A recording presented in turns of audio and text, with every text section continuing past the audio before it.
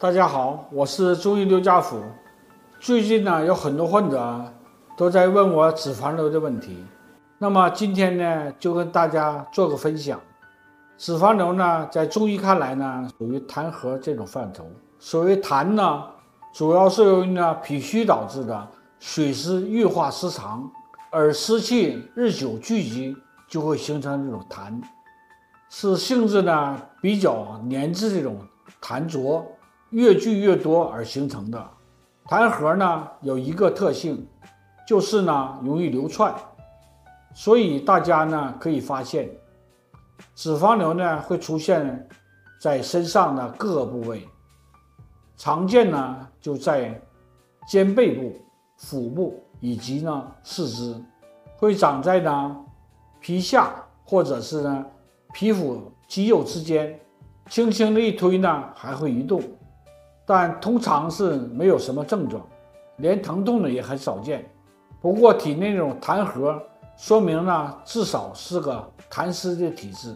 这类人呢多半是由于呢脾虚的问题，可能呢平时呢喜欢吃些肥甘厚味、大鱼大肉不节制导致的，也可能呢是由于呢年纪大了导致这种脾虚。所以呢脂肪瘤常见于呢中老年。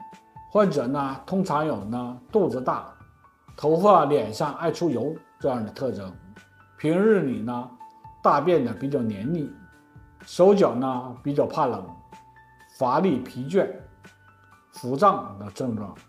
如果痰浊淤积肺部呢，还会导致呢咳嗽、痰多。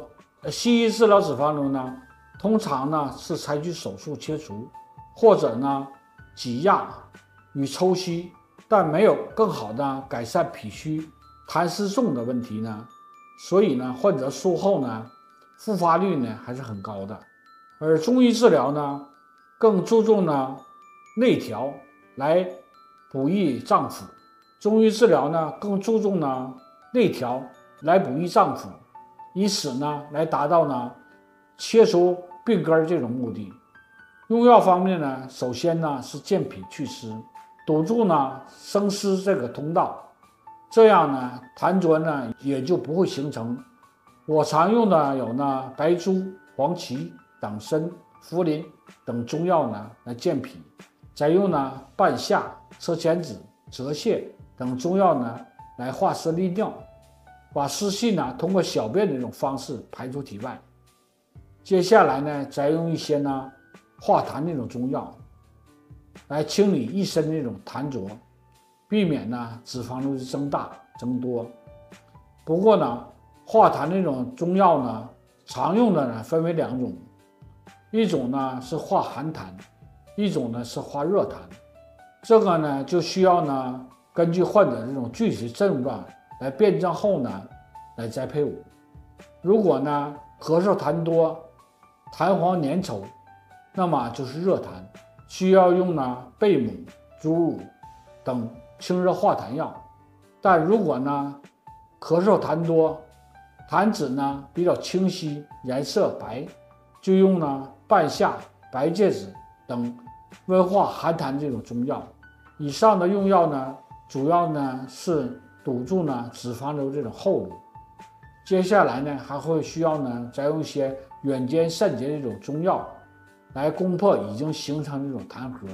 我经常用的中药有呢牡蛎、海藻、夏枯草、昆布、玄参等，远兼散解的效果呢都是很好的，有补益又有呢攻坚，这样呢才能达到标本兼治。临床上可以根据患者的具体症状和体质呢进行呢详细这种辩证后呢，在这个治疗基础上呢依症加减，效果会更好。比如呢咳嗽痰多，可以加入一些呢桔梗、麻黄呢来宣肺。如果患者有呢手脚冰凉的症状呢，可以再加一些温阳助阳这种中药，比如呢桂枝、干姜。总之呢症状不同，用药也会有所呢差异，所以大家呢一定应该在医生指导下用药。好了，今天呢就跟大家分享这里，如果有什么问题呢，可以给我留言。